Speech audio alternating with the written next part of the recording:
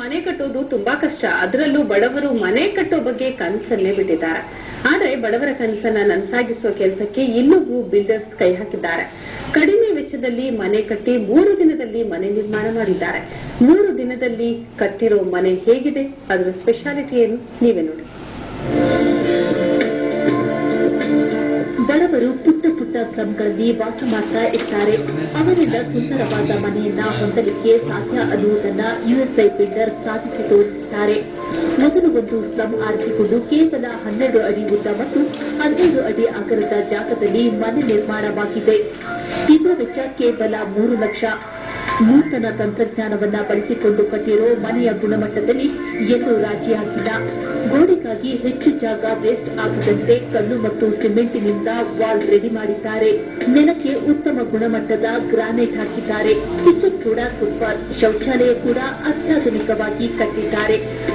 ನೋಡುತ್ತಿದ್ದಂತೆ 3 ದಿನದಲ್ಲಿ ಕಡಿಮೆ ಜಾಗದಲ್ಲಿ ಕಡಿಮೆ ದುಡ್ಡಿನಲ್ಲಿ ಮನೆ ಕಟ್ಟಿದ್ದಾರೆ.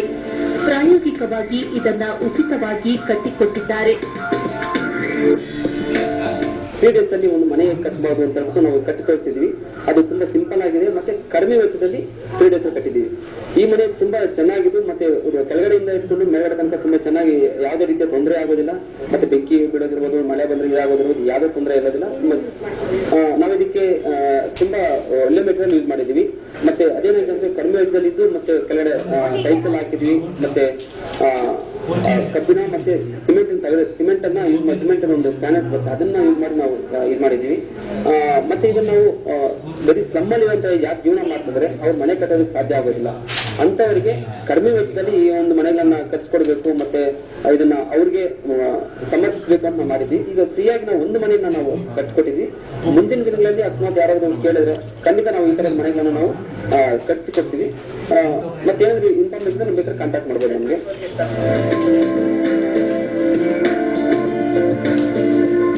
ಮನೆ ಕಟ್ಟುವುದು ತುಂಬಾ ದುಬಾರಿ. ಆದ್ರೆ ಸ್ಲಂನಲ್ಲಿರೋರು ಕೂಡ ಸುಂದರವಾದ ಮನೆಯನ್ನ ಕಟ್ಟಿಸಿ ವಾಸ ಮಾಡುವಂತಾಗಬೇಕು ಅನ್ನೋ ಉದ್ದೇಶದಿಂದ ವಿನೂತನ ತಂತ್ರಜ್ಞಾನ ಬಳಸಿಕೊಂಡು ಕಡಿಮೆ ವೆಚ್ಚದ ಮನೆ ಕಟ್ಟಿಕೊಡೋದು ಯುಎಸ್ಎ ಬಿಲ್ಡರ್ಸ್ ಉದ್ದೇಶ.